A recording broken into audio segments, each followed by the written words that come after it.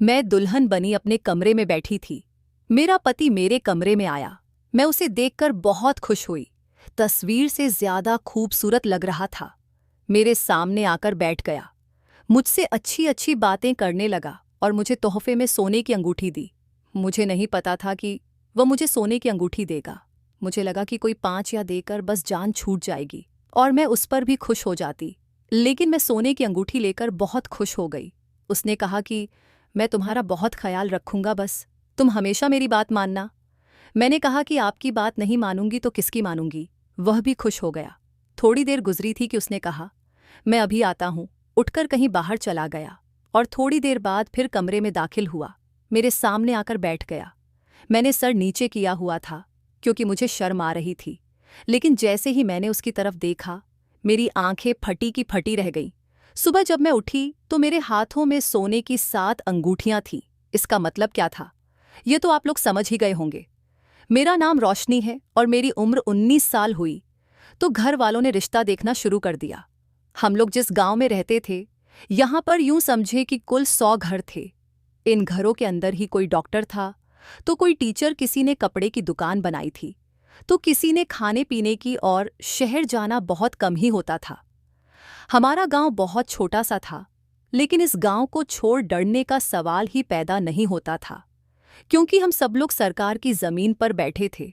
मुफ्त की जमीन पर बैठे रहने की वजह से हम लोगों के दिमाग बंद हो गए थे और हम लोग यही सोच के बैठे थे कि बस बैठे बिठाए घर मिल रहा है, वरना कौन किराया देगा। बिजली भी हमारी मुफ्त थी। ऐसा लगता था कि सरकार इस छोटे से गांव को भूल गई है और इस गांव ने अपनी ही बहुत सी अजीबो गरीब रस्में बना ली थी। जब तक मैं छोटी थी, जवान हो रही थी, तब तक मुझे नहीं था कि इन रस्मों का असर मुझ पर भी पड़ेगा। लेकिन अब मैं जवान हो गई थी और मेरी शादी की उम्र हो गई थी, और अब इन सारी रस्मों का असर मुझ पर पड़ने वाला था, क्योंकि यह सारी रस्में ज्यादातर औरतों के लिए ही बनाई गई थी। मर्दों को इस गांव में खुली आज़ादी थी, लेकिन औरतों को शायद इस तरह की जिंदगी दी जाती थी कि उन्हें अपने सांस भी भारी लगने लगते थे। मैंने बचपन से लेकर जवानी तक अपनी माँ को हमेशा उदास ही देखा। वह हमेशा होती ही रहती थी। मेरे बाबा के 3 भाई थे। मेरी माँ इन सबके काम करती थी। उनके कपड़े धोती थी, उनके कपड़े इस्त्री करती थी, उन्हें खाना बना केयर देती थी। कभी कभी वह मेरी माँ से झगड़ा भी करने लगते थे और मुझे समझ नहीं आती थी कि ये मेरी माँ से बाबा की तरह क्यों झगड़ा करते हैं। मैं उनसे पूछती थी, पर वह मुझे बताती नहीं थी।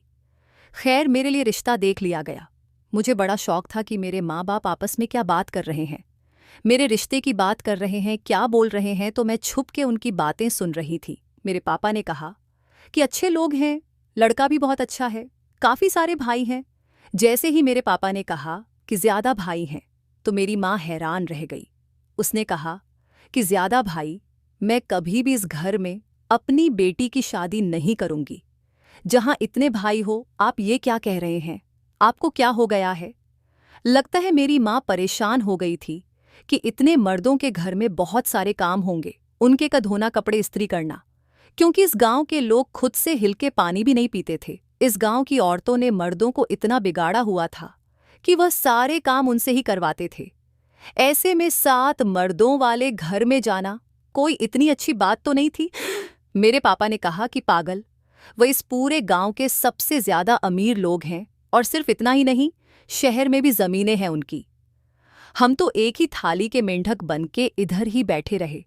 उन्होंने तो शहर में भी घर बना लिया। कल को तुम्हारी बेटी शहर चली जाएगी। मेरी माँ ने कहा कि शहर चली जाएगी, और जो भाई हैं उनका क्या? नहीं नहीं, मैं इस घर में अपनी बेटी की शादी नहीं करूंगी। मेरी माँ शायद भूल गई थी कि मेरी माँ को इतना बोलने की इजाज़त नहीं थी, और उनकी इतनी बात किसी ने नहीं सुनी थी। मेरे पापा ने उन्हें शायद गुस्से से देखा था। उसके बाद मेरी माँ की आवाज़ ही नहीं आई, और सुबह मेरी माँ ने मुझे लड़के की तस्वीर दिखा दी और कहा कि यह है लड़का जिसके साथ तेरी शादी कर रहे हैं, लेकिन उसके भाई हैं। मेरी माँ ने अपना सर पकड़ लिया। मैंने कहा कि कोई बात नहीं माँ, भाई हैं तो क्या हुआ, देखो तो सही कितना हैंडसम लड़का है। मेरी माँ ने कहा कि खबरदार अपनी आवाज़ यहीं बंद कर ले, तेरे पापा ने सुन ली ना तो तेरी जबान निकाल देगा। तुझे हैंडसम की पड़ी है, तू ये नहीं सोच रही। कि इस घर में इतने मर्द हैं। मैंने कहा कि आपके घर में भी मर्द हैं तो मैं क्या करूं, आपकी तरह थोड़ी हूं कि अपने दीवारों के नाज नखरे उठा। अरे अपना काम करेंगे। मेरी माँ अपना सिर पकड़ के ऐसे बैठी थी जैसे कोई बहुत बड़ी मुसीबत आने वाली है। बस मैं लड़के की तस्वीर देख के ही खुश हो रही थी, क्योंकि लड़का बहुत ही ज्यादा खूबसूरत था। तस्वीर देख के ही मुझे ऐसा लगा कि मुझे मोहब्बत हो गई है। थोड़ी देर बाद मैंने देखा तो मेरी माँ रोने लगी। मैंने कहा कि क्या हो गया, आपको अब रो क्यों रही है? अरे मैं तो ऐसे ही कह रही थी, अच्छा नहीं करते यहाँ पर शादी। वह कहने लगी, तेरे कहने से कुछ नहीं होता, तेरी शादी इधर ही होने वाली है, पर तेरा क्या होगा? मैं बड़ी परेशान हूँ, मुझे माफ़ कर देना मेरी बेटी, मुझे माफ़ कर देना। मैंने कहा, आप कैसी बातें कर रही हैं, मुझे बताइए हुआ क्या है, क्या कोई बात है? तो कहने लगी, कुछ नहीं। अपने आंसू साफ करती हुई वहां से चली गई। इसके बाद जब तक मेरी शादी नहीं हुई, मेरी माँ परेशान ही रही, बार बार रोती थी। मैंने अपने पापा से कहा, माँ क्यों इतनी ज्यादा परेशान है? तो कहने लगे, तू रुखसत हो रही है इसलिए वह परेशान है। हाँ, ये बात तो थी कि वह मुझे प्यार बहुत करती थी, और बेटी घर से जा रही हो तो माँ परेशान ही होती है। खैर मेरी शादी हो गई और मेरे पति का नाम समीर था। वह बहुत ही ज्यादा अच्छा इंसान लगता था। शादियों पर भी इन लोगों ने अजीबोगरीब किस्म की रस्में करवाई। उन्होंने कहा कि घूंघट नहीं उठेगा, हम नहीं चाहते हमारी बहू को कोई और देखे, यह सिर्फ अपने पति के लिए तैयार हुई है, वही इसे देखेगा। मेरे घर वालों ने भी कहा, अच्छी बात है, हमें इसमें कोई परेशानी नहीं, हमें किसी को दिखा के क्या करना है। शादी की रात में अपने कमरे में बैठी थी और एक बात पर बड़ी हैरान हो रही थी कि वैसे तो शादीशुदा लोगों के कमरे में एक ही बेड होता है या एक चरपा या डबल बेड, लेकिन यहाँ पर तो पूरे कमरे में जितने भी पलंग आ सकते थे उतने रखे गए थे और ठोस ठोस के रखे गए थे। मैं हैरान थी, ये क्या तरीका है? क्या ये मेरा कमरा नहीं था? मुझे ऐसा लग रहा था कि शायद ये मेरा कमरा नहीं था, इन लोगों ने जल्दी में कमरा सेट ही नहीं किया था और मुझे बाद में मेरा कमरा दिया जाएगा, वरना इस कमरे में इतने सारे बेड का क्या काम था। अभी मैं वहीं बैठी थी और मेरी सास भी मेरे पास ही बैठी थी, जब मेरा एक देवर वहां पर आया और कहने लगा कि वह मेरे कपड़े अंदर पड़े हैं, मैं उठा लूं। मैं हैरान रह गई कि मेरे कमरे में उसके कपड़े क्या कर रहे हैं। खैर मेरी सास ने उससे कहा, हाँ उठा लो।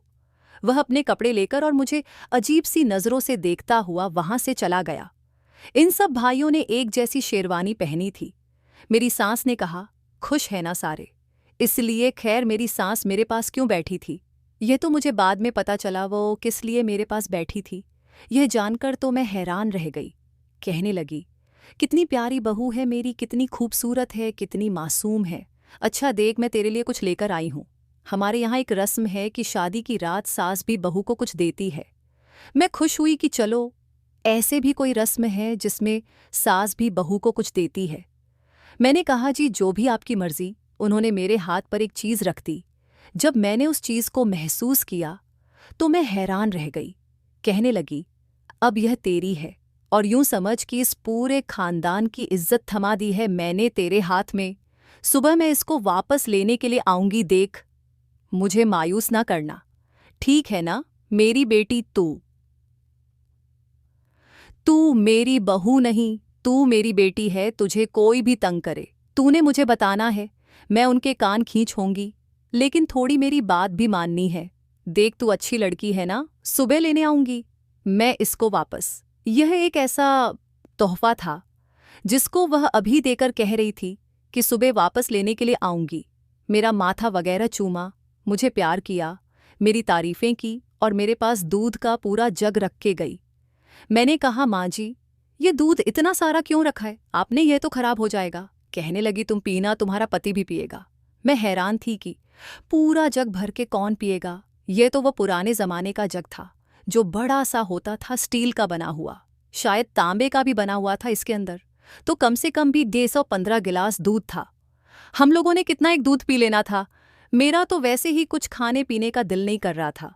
मैंने उनको कहा कि यह ले जाएं, खराब हो जाएगा, पर वह हंसने लगी। उन्होंने कहा, नहीं खराब होगा, अरे एक कतरा भी नहीं बचेगा। इतना कहकर वह वहां से चली गई। क्यों? इस दूध के अंदर उन्होंने कोई ऐसी चीज डाली थी कि उसे पागलों की तरह पी जाते। मैंने शॉपर हटाया और जब उस चीज़ को अंदर से देखा तो अपना सर पकड़ लिया। 4 सेकंड तो मेरा दिमाग जैसे बंद ही हो गया, लेकिन उसके बाद मुझे समझ आई कि यह क्या है और वह क्या करवाना चाहती है। मुझे अचानक से अजीब सा लगा, गुस्सा भी आया। ये क्या हरकत है, इनको ऐसा नहीं करना चाहिए था। लेकिन फिर मैंने सोचा, हमारे गांव में तो ये सब कुछ होता ही रहता है। हमारे गांव की यही रस्म थी जो सब औरतों के साथ होती थी, अब मेरे साथ भी होने वाली थी, क्योंकि इस शॉपर के अंदर और कुछ नहीं बल्कि एक सफेद रंग की चादर थी। पूरी चादर नहीं थी, लेकिन यूं समझ ले कि दुपट्टे से थोड़ी बड़ी थी। मैंने उसे एक साइड पर रख दिया और अपना सर पकड़ के बैठ गई, सोचने लगी कि यह शादी, यह ब्याह बस सुनने में ही अच्छा लगता है, असल में तो मीठी छुरी होती है। मैं उसी के बारे में सोचने लगी ताकि मेरा दिमाग थोड़ा रिलैक्स रहे, क्योंकि एक वही चीज़ थी इस सारे रिश्ते और इन सारे मामले में जो मुझे ये महसूस करने पर मजबूर कर रहा था कि मेरे साथ इतना भी बुरा नहीं हुआ है। बाकी जितनी भी लड़कियों की शादी हुई थी, उनके पतियों की शक्ल देखने के लायक नहीं थी। कोई बहुत ज्यादा मोटा सा था तो कोई बहुत ज्यादा काला था, लेकिन मेरा हस्बैंड तो बहुत ही खूबसूरत था। वह कमरे में आया और मेरे सामने आकर बैठ गया। उसके आने से पहले मैंने घूंघट गिरा लिया था। जब मैंने घूंघट उठाया तो मैंने उसे गौर से देखा। इतने करीब से किसी मर्द को पहली दफा देखा था। वाकई बहुत खूबसूरत था। उसने अपने कोट की जेब में से एक सोने की अंगूठी निकाली और मेरी उंगली में पहना दी। मैं हैरान हुई कि उसने मुझे इतना बड़ा तोहफा दिया। आजकल तो सोना बड़ा महंगा था। मैं बहुत खुश हो गई। फिर वह मुझे कहने लगा, मैं तुम्हारा बहुत ज्यादा ख्याल रखूंगा, लेकिन तुमने मेरी बात माननी है। मैंने उससे कहा, आपकी बात नहीं मानूंगी तो किसकी मानूंगी इस बात पर। वह बहुत खुश हो गया। फिर मुझसे कुछ और प्यार भरी बातें करने लगा। कुछ देर हम लोग एक दूसरे के साथ बैठे। उसने एक गिलास दूध भी पिया था। मुझे कहा, तुम पी लो। मैंने कहा, नहीं, मुझे नहीं पीना, मेरा दिल नहीं चाहता। थोड़ी देर के बाद वह कमरे से बाहर चला गया। इस कमरे के अंदर बाथरूम नहीं था, इसीलिए शायद बाथरूम गया होगा। लेकिन जब वापस आया तो मेरे सामने आकर दोबारा बैठ गया। उसने मेरा हाथ पकड़ा। मैंने सर झुकाया हुआ था, आंखें नीचे की हुई थीं, और उसने मेरी दूसरी उंगली के अंदर भी एक सोने की अंगूठी पहना दी।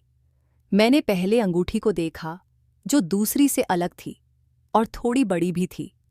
मैं हैरान हुई कि 2 सोने की अंगूठियां, और जब मैंने सामने देखा था, मेरे कदमों के तले से जमीन निकल गई, क्योंकि यह आदमी मेरा पति नहीं था, ये मेरा एक देवर था। मैंने कहा, ये क्या कह रहे हैं आप, यहाँ क्या कर रहे हैं? इस बात पर मुस्कुराने लगा और फिर उसने मुझे ऐसी बात बताई कि मैं हैरान रह गई। 2 दिन गुजरे थे और मेरी उंगलियों में 7 सोने की अंगूठियां थीं, जो मुझे मुंह दिखाई में मिली थी। लेकिन मुझे ऐसा लगता था कि मैं जिंदा ही नहीं हूं, बस एक जगह पर बैठी थी। मेरी सांस मेरे पास आई और कहने लगी, 1 हफ्ता तो तेरे पास है आराम करने के लिए, उसके बाद सारे घर के काम तुम्हें ही तो करना है। अच्छा, तू हिम्मत नहीं करेगी तो यह सब कुछ कैसे होगा? और तूने जो मुझे वह तोहफा वापस किया, उसने तो मुझे खुश कर दिया। हमेशा संभाल के रखूंगी मैं, तू वाकई बहुत अच्छी लड़की है। मुझे उनकी आवाज़ ऐसे आ रही थी जैसे वह किसी कुएं में खड़ी होकर बोल रही हो। मेरे कान बंद थे, मेरा दिमाग बंद था, मेरी जुबान बंद थी। ऐसा लगता था कि मेरी आंखें भी बंद हैं, क्योंकि मुझे दिखाई भी कुछ नहीं दे रहा था, बस एक जिंदा लाश बनी बैठी थी। मुझे क्या पता था कि मेरे साथ यह सब कुछ होने वाला था। तभी मेरी माँ अपना सर पकड़ पकड़ के रोती थी। अब मुझे मेरी अपनी माँ की सारी जिंदगी समझ आ गई थी। जब वह कह रही थी कि इस घर में देवर ज्यादा है, तो वह इसलिए नहीं कह रही थी कि मुझे उन सबके काम करने पड़ेंगे। वह किस लिए कह रही थी, ये मुझे समझ आ गया था। उस वक्त अगर मैं किसी से मिलना चाहती थी तो वो अपनी माँ से, लेकिन यहाँ पर यह रस्म थी कि जब शादी हो जाती थी तो उसके बाद ऐसी कोई रस्म नहीं थी जिसमें लड़की के माँ बाप घर आ सकते थे या लड़की वापस जा सकती थी। 1 हफ्ते के बाद लड़की के माँ बाप लड़की और उसके पति की दावत करते थे, और अभी उसमें 4 दिन थे, और मुझे नहीं पता था कि मैं यह 4 दिन कैसे गुजारूंगी। जब मैंने रोना शुरू कर दिया तो मेरी सास ने बातें सुनानी शुरू कर दी। ये देखो, जरा 2 दिन की दुल्हन बैठ के धड़े मार मार के रो रही है, इस तरह तो इस घर पर कोई मुसीबत आ जाएगी। ये तो हमारे घर में नपुंसक डाल रही है। अरे कोई इसको समझाओ कि ऐसे नहीं करना है। इसको रोको, कोई तो रोको। थोड़ी देर के बाद मेरा एक देवर मेरी तरफ आया। बड़े ही हक से उसने मेरा हाथ पकड़ा और कहा, रोशनी चलो कमरे में चलो। मैंने उसका हाथ पीछे कर दिया। मैंने कहा, दफा हो जाओ यहाँ से, मुझे हाथ भी मत लगाना। मेरी सास ने कहा, हाँ ये देखो अपने पति से कैसे बात कर रही है, ये तो बड़ी बदतमीज है। अरे तुझे नहीं पता था ये गांव की रस्म में क्या? तू यहाँ नहीं पैदा हुई थी, तू इंग्लैंड में पैदा हुई थी। तेरी माँ ने तुझे कुछ नहीं समझाया। ठीक है, तू कह रही थी वो कि जब यहाँ पर ये सब कुछ होता था तो फिर मेरी माँ का मुझे समझाना चाहिए था, मुझे बताना चाहिए था। ये गलती मेरी माँ की थी कि उसने मुझे कुछ भी ना बताया। मुझे पहले ही बता देती और कुछ नहीं तो मैं जहर खा लेती। मुझे ये जिंदगी तो ना जीनी पड़ती और मैं सचमुच जहर खा लेती, क्योंकि ये जिंदगी तो बहुत बुरी थी। मैं इसके 2 दिन गुजार के ही बेहाल हो गई थी। पूरी जिंदगी कैसे जी सकती थी? नहीं नहीं, मैं ये नहीं कर सकती थी। मेरे अंदर इतनी हिम्मत नहीं थी। मेरा यह वाला देवर वहां से चला गया तो वह शख्स आगे बढ़ा जिसके साथ मेरी शादी हुई थी, जिसे मैं अपना पति समझती थी, बाकी सबको नहीं, और वह था।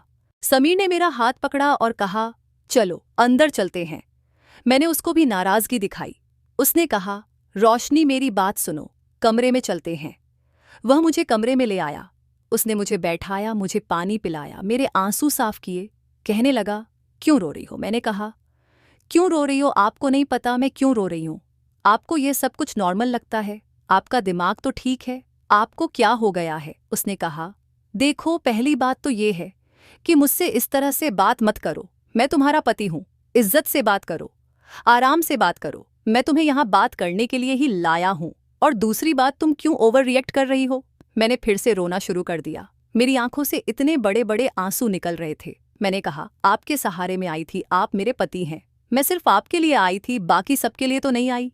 ये सब यहाँ पर क्या हो रहा है मुझे नहीं पता था कि यहाँ होता है। मेरी माँ ने मुझे नहीं बताया। अभी मेरी उम्र ही क्या थी कि मेरी शादी कर दी। उन्होंने नहीं बताया तो आप तो बता सकते थे। अब तो किसी मुझे ये सब कुछ बता सकते थे। मैं आपसे शादी ना करती, मैं खुदकुशी कर लेती। और कहने लगा, तुम्हें पता है जहाँ पर एक इंसान खुदकुशी करता है वहाँ पर मुसीबत आ जाता है। तुम्हें इस गांव की किसी भी रस्म के बारे में नहीं पता। ये सब तुम्हारी माँ की गलती है। अब इसमें हम क्या कर सकते हैं? देखो ये सब कुछ बिल्कुल नॉर्मल है। तुम्हारी माँ ने भी ऐसी जिंदगी गुजारी है, मेरी माँ ने भी, और अब तुम्हें भी ऐसी जिंदगी गुजारनी है। हाँ, ये बात है कि हम लोग यहाँ पर ज्यादा हैं, लेकिन देखो कोई नहीं मरता। तुम भी नहीं मरोगी और तुम्हें तो खुश होना चाहिए। तुम इतनी खूबसूरत हो, हम सब मिलकर ख्याल रखेंगे, तुम्हारा इतना लाड़ देंगे, इतना प्यार देंगे, जो तुम कहोगी वह करेंगे। यह देखो अपने हाथ को। उसने मेरे दोनों हाथ पकड़े और कहा, देखो सोने की 7 अंगूठियां, 7 अंगूठियां। रोशनी तुम्हें तो एक अंगूठी भी नहीं मिलनी थी और यहाँ तुम्हारे हाथों में 7 हैं। तुम्हें तो खुश होना चाहिए। अरे जिंदगी में किसी के साथ कितना भी बुरा हो जाए, फिर भी कोई ना कोई बात ऐसी जरूर होती है जिस पर वह खुश हो सकता है। मैं अपने दिमाग में सोच रही थी कि मेरा पति तो बड़ा ही बेशर्म है, इसको किसी बात की फिक्र नहीं है, लेकिन मैं यह जिंदगी नहीं गुजारी। उसने कहा, देखो रोना धोना मत करो, तुम अभी अभी दुल्हन बनी हो, तुम्हारे यहाँ पर शुरू के दिन ऐसे हैं। तुम रोगी धोग तो हम सब पर कोई मुसीबत आ जाएगा। मैंने कहा, आ जाए आप सब पर मुसीबत, मुझ पर मुसीबत आ गया तो आप सब पर क्यों ना मुसीबत आए। मैं तो कहती हूँ कि ऐसा मुसीबत आए कि सारे मर जाएं और एक दिन में ही मर जाएं। अभी मैं बोल रही थी तो मेरे पति ने मेरे मुंह पर थप्पड़ दे मारा। अचानक से वह अपनी औकात पर आ गया। उसने कहा, एक तो मैं तेरे से प्यार से बात कर रहा हूँ, ऊपर से तू फजूल बातें करेगी। हम सबको मारना चाहती है, हमारी मौत की दुआएं कर रही है ना? हम मर ना तुझे मरने देंगे। पता नहीं कैसी बातें कर रही है, ऐसा लगता है कि यहाँ की है ही नहीं, कहीं और से उठकर आई है। ले जाऊंगा तुझे तेरी माँ के घर, वह तुझे आराम से सब कुछ बता देगी। इसके बाद छूट भी ना करना। हमारे सामने इज्जत दे रहे हैं तो उसको हजम करना सीख, नहीं तो तेरा बहुत बुरा हाल होगा। मैं चीखें मार मार के रो रही थी, मेरी चीजें बाहर जा रही थी ही सी थी। उन लोगों को मेरे रोने से परेशानी था और मैं और ज्यादा रो रही थी। जब इंसान के पास बदला लेने के लिए कुछ नहीं होता तो फिर वह इसी तरह की हरकतें करता है। वे कह रहे थे रोना नहीं, नहीं तो कोई मुसीबत आ जाएगा, और मैं तो चाहती थी कि इनके ऊपर मुसीबत आ जाए, इसलिए मैं और ज्यादा रो रही थी। लेकिन एक इंसान कितना रो सकता है। मेरी आवाज बैठ गई, गला बैठ गया, आंखें सूज गईं, आंखों में जलन होने लगी। मैं खाना भी नहीं खा रही थी। मुझे लगा कि खाना नहीं खाऊंगी तो ये लोग मुझे वापस छोड़ देंगे या इस सब को खत्म कर देंगे या मेरी बात मानेंगे। लेकिन इन लोगों ने मुझे ज़बरदस्ती खाना खिलाया और बहुत ज़बरदस्ती की मेरी जिंदगी तो बर्बाद हो गई थी। जैसे पहले 7 दिन गुजर गए। अब हम सबकी दावत थी और मैं अपनी माँ से मिलने वाली थी। मुझे बड़ा करके ले जाया गया था। घर में बड़ा अच्छा खाना बना था। मैं हैरान थी कि सब लोग नॉर्मल थे, सब लोग खुश थे। किसी को किसी बात की फिक्र ही नहीं थी। मेरी माँ को भी मुझसे बात करने का वक्त नहीं मिल रहा था। खाना खाने के बाद जब वह बर्तन धो रही थी तो मैं पास जाकर खड़ी हो गई। मेरी आंखों में एक ही सवाल था। वह अच्छी तरह जानती थी मैं एक ही बात पूछने वाली थी। कहने लगी, हाँ, गलती है मेरी कि तुझे बताया नहीं, पर अगर तुझे बता देती तो तू शादी ही ना करती और तेरा बाप मेरे पीछे पड़ जाता। माफ़ कर दे बेटी। मैंने कहा, माफ़ कर दूं? माफ़ी से सब कुछ ठीक हो जाएगा। आपको क्या लगता है ये सब कुछ नॉर्मल है? कहने लगी, हाँ, ये सब कुछ नॉर्मल है। अगर इस सबको कबूल कर लेगी तो ये नॉर्मल हो जाएगा। जब तक इंसान किसी चीज़ को कबूल नहीं करता वह उसके लिए नॉर्मल नहीं होती, लेकिन जब कर लेता तो फिर सब कुछ ठीक हो जाता है। देख इस बारे में अच्छा अच्छा सोच। मैंने कहा, हाँ ठीक है, आप भी वही बात कर रही हैं जो मेरी सास ने। तो फिर आप में और उनमें फ़र्क क्या रह गया? बस मुझे पता चल गया कि मैं अकेले आपसे कभी कुछ नहीं कहूँगी, कुछ नहीं, अपने दिल की कोई बात नहीं करूँगी, दोबारा मिलने भी नहीं आऊँगी। मेरी माँ ने कहा, देख तू गलत रास्ते पर जा रही है, मेरी बात तो सुन। मैंने उनकी कोई बात नहीं सुनी, लेकिन मैं बाहर आकर बैठ गई। अब मेरी आंखों में आंसू नहीं थे। मैं चुप थी। मैं किसी से बात नहीं करती थी। कोई मुझे बुलाता था तो बोलती थी, और जो कुछ भी यहाँ पर हो रहा था उसे यह सोच के बर्दाश्त कर रही थी कि अब ऊपर वाला ही मेरी मदद करेगा। सबसे ज्यादा बेबस थी और सबसे ज्यादा मजबूर भी थी, और यह सब कुछ बर्दाश्त करने के अलावा मेरे पास कोई ऑप्शन नहीं था। लेकिन अब मुझे अपना दिमाग चलाना था, जो फिलहाल बंद हो चुका था। मुझे कुछ ना कुछ जरूर करना था। बस मैं घर के काम करती थी, इस घर में होने वाली फालतू रस्म को बर्दाश्त करती थी। वे सब मेरे दीवाने हो चुके थे, मेरे लिए कुछ भी करने को तैयार थे। एक दिन अपनी अहमियत जानने के लिए मैंने एक बात कर दी। मैंने कहा कि मुझे बड़ा वाला पिज्जा खाना है, और हमारे गांव से पिज्जा नहीं मिलता था। मैंने भी पिज्जा कभी नहीं खाया था, लेकिन इसके बारे में सुना जरूर था। कभी कभी मेरे बाप के पास जो फ़ोन था वह मैं उठा लिया करती थी और उसमें कुछ ना कुछ देख लेती थी, वरना मुझे तो फ़ोन रखने की भी इजाज़त नहीं थी। यह बात मैंने समीर से कही थी, लेकिन बाकी लोगों ने भी किसी तरह सुन ली। थोड़ी देर के बाद वे सब घर से गायब थे। मेरी सास ने कहा, ये सब कहाँ चले गए? क्या तूने कहीं भेजा है? मैंने कहा, नहीं माँ जी, मैंने तो कहीं नहीं भेजा, मैं उन्हें कहाँ भेजूंगी? कहने लगी, अच्छा चल ठीक है। थोड़ी देर के बाद वे बारी बारी आए और पूरे घर से पिज्जा की खुशबू आने लगी।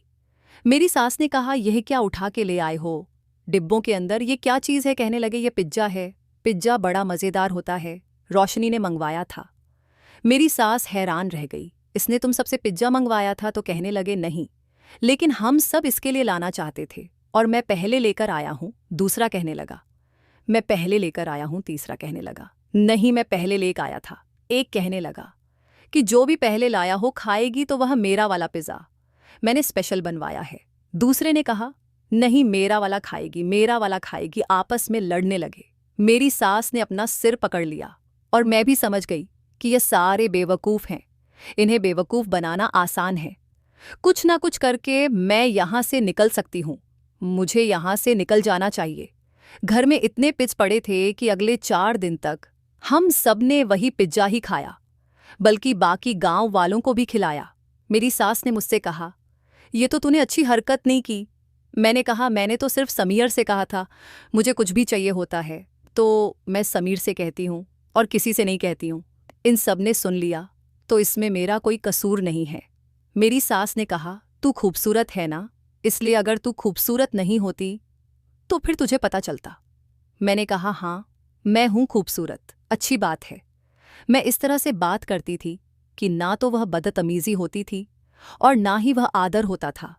मेरे साथ इस घर में इतना बुरा हो रहा था कि मैं उनसे इस तरह से बात भी नहीं कर सकती थी। मैंने सोच लिया था कि मैं इनमें से किसी को बेवकूफ़ बनाकर यहाँ से बाहर निकलने की कोशिश करूँगी और जब शहर पहुँच जाऊँगी तो वहाँ से गायब हो जाऊँगी। ये कहने में जितना आसान लग रहा था, करने में उतना ही मुश्किल था। क्योंकि यहाँ पर बीवी को बाहर लेकर नहीं जाता था और शहर तो कोई भी नहीं लेकर जाता था। हाँ, कभी कोई इस दुनिया से जा रही हो तो उसको अस्पताल ले जाते थे, लेकिन वह एक अलग मामला था। और वो मेरा दूसरा ओशन था कि मैं बीमारी का नाटक करूं और मुझे अस्पताल ले जाया जाए। लेकिन इसमें बहुत रिस्क था, क्योंकि यहाँ पर भी एक दो डॉक्टर थे, वे बता देते कि ये बीमार नहीं है और मेरा झूठ पकड़ा जाता। इसलिए मुझे कोई ऐसा प्लान बनाना था जिसमें रिस्क कम हो। मेरे लिए यह सब कुछ था तो बड़ा मुश्किल, लेकिन फिर भी मैं प्लान बनाने में कामयाब हो गई। और इनमें से जो सबसे ज़्यादा बेवकूफ़ और मेरा हद से ज़्यादा दीवाना था, उससे मैंने कहा कि मुझे बाहर जाना है, मुझे शहर देखना है, बस एक दिन के लिए सुबह जाएंगे, शाम को आ जाएंगे। कहने लगा, हाँ ठीक है, किसी को पता भी नहीं चलेगा। इस शादी को 2-3 महीने हो गए थे। तब कहीं जाकर मैं यह प्लान बनाने में कामयाब हुई थी और अब इसे ट्राई भी करने वाली थी। हम लोग शहर भी पहुंच गए थे, लेकिन थोड़ी देर के बाद मेरी तबीयत खराब हो गई। वह वहीं पर मुझे कहीं अस्पताल ले गया और डॉक्टर ने कहा कि मैं माँ बनने वाली हूँ। तो मेरे कदमों के नीचे से ज़मीन खिसक गई, क्योंकि यह मेरे ऊपर एक बहुत बड़ा मुसीबत था। डॉक्टर यही समझी कि यही मेरा पति है जिसके साथ ये आई है, और मुझे बताया कि फ़िलहाल सब कुछ ठीक है। उसने कहा, ये तो बहुत बड़ी खबर है, चलो वापस चलते हैं। मैंने कहा, नहीं, मुझे शहर देखना है। तो कहने लगा, पागल, ऐसी हालत में तुम शहर में घूमोगी, फिर क्या हो जाएगा? वह तो मेरा हाथ ही नहीं छोड़ रहा था। पता नहीं वह ख्याल कर रहा था या फिर उसे शक हो गया था कि मैं यहाँ से भागना चाहती हूँ। वह मुझे वापस गांव ले आया। उसने किसी को नहीं बताया कि हम शहर गए थे, बस ये बताया कि उसकी तबीयत खराब थी तो डॉक्टर के पास ले गया था। ये माँ बनने वाली है। मेरी सास सबसे ज्यादा खुश हुई और बाकी सब लोग भी बहुत खुश थे। या तो ये सब लोग बहुत ही ज्यादा फिजूल दिमाग के लोग थे, या ये सब पागल थे, या इनसे ज्यादा बेवकूफ कोई नहीं था। ये क्यों खुश हो रहे थे? ये इस बच्चे पर खुश हो रहे थे।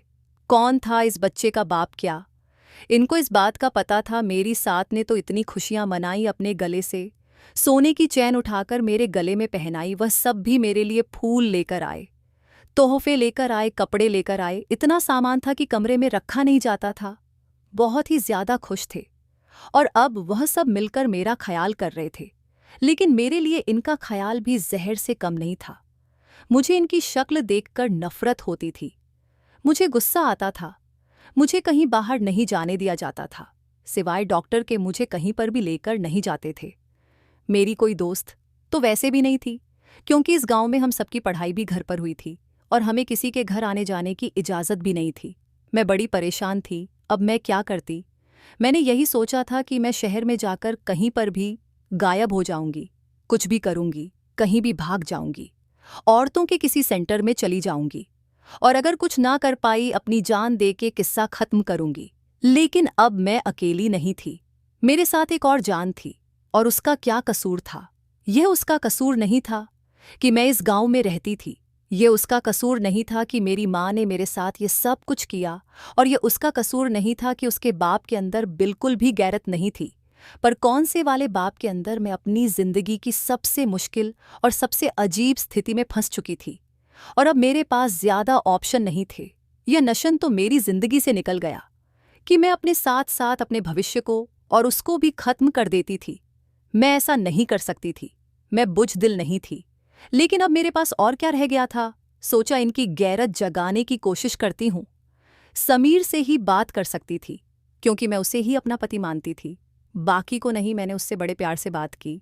मैंने कहा कि देखो, मैं मां बनने वाली हूँ, अगर मेरे घर बेटी हो गई। तो कहने लगा कि बेटी हो गई तो अच्छी बात है। देखो, हमारे घर में तो इतने सारे मर्द हैं, हमें तो बेटियां वैसे ही अच्छी लगती हैं। बेटी हो गई तो वह हम सबकी परी होगी, हम उसका बहुत ख्याल रखेंगे।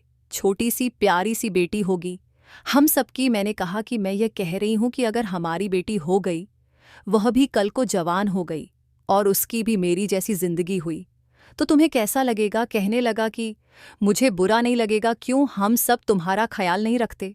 तुम जो कहती हो हम करते हैं।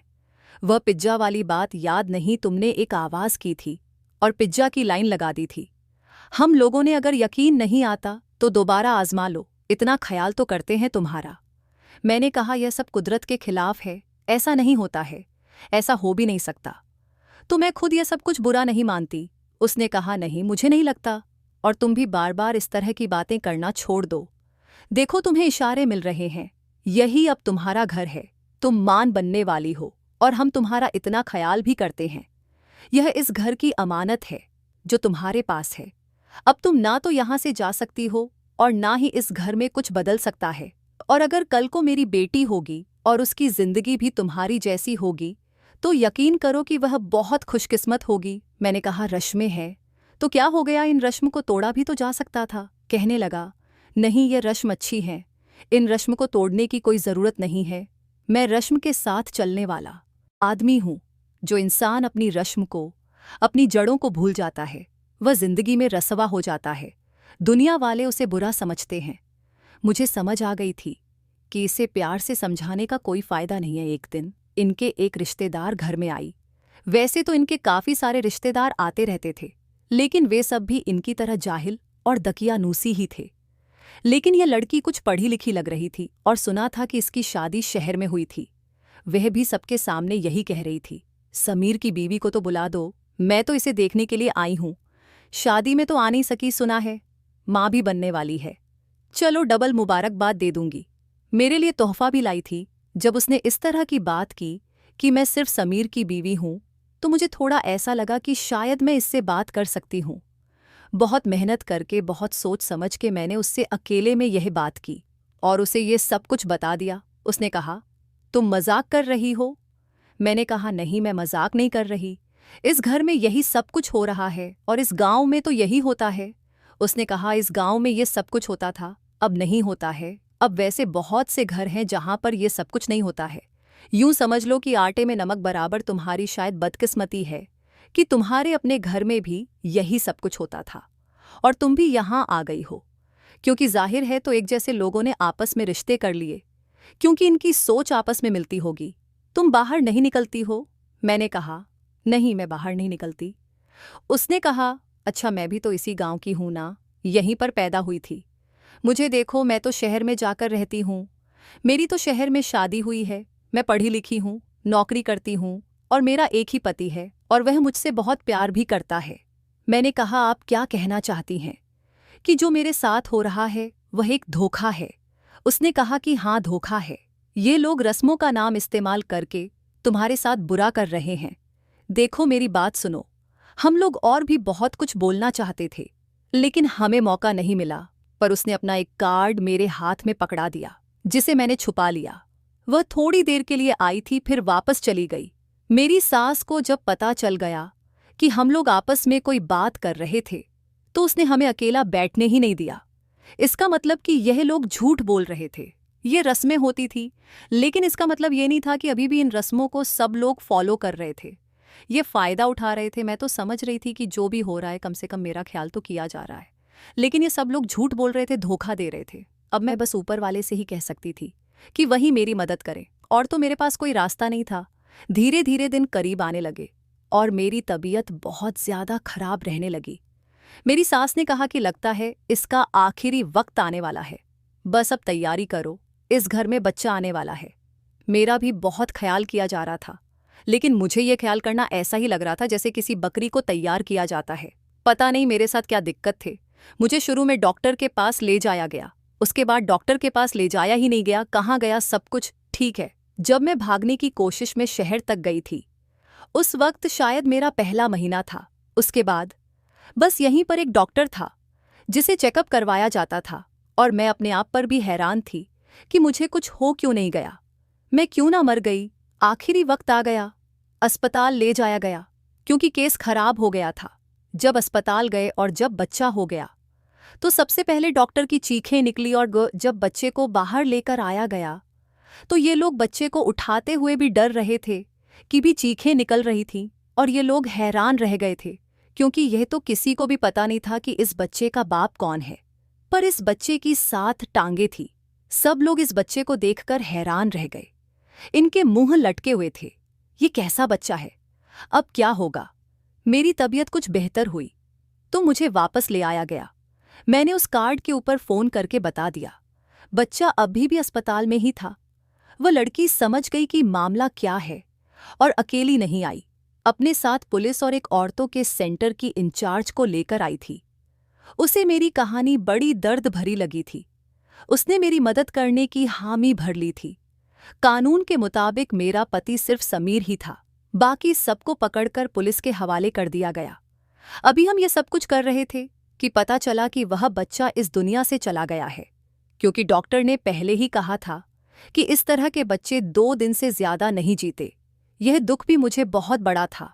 मेरी औलादी, मैंने 9 महीने इसका इंतजार इसी सोच के किया था कि वह मेरी अपनी औलाद है। समीर को एक जगह पर बैठाया गया और उससे पूछा गया कि तुम अपनी पत्नी के साथ रहना चाहते हो, उसे अच्छे तरीके से अपने साथ रखना चाहते हो, जो तुमने पहले किया है वह सब नहीं करोगे, यह सिर्फ तुम्हारी पत्नी है, सिर्फ तुम्हारे साथ रहेगी तो ठीक है, नहीं तो अभी और इसी वक्त इसकी तुमसे तलाक हो जाएगी, और वह भी 1 सेकंड में, क्योंकि हमारे पास बहुत बड़ी वजह है। उसने रो शुरू कर दिया और अपना सिर पकड़ लिया। उसने कहा, ये सब मुझे मेरी माँ ने कहा था, मैं नहीं करना चाहता था, ये मेरी पत्नी है, मैं इसके साथ रहना चाहता हूँ, लेकिन मुझे इस पर भरोसा नहीं था।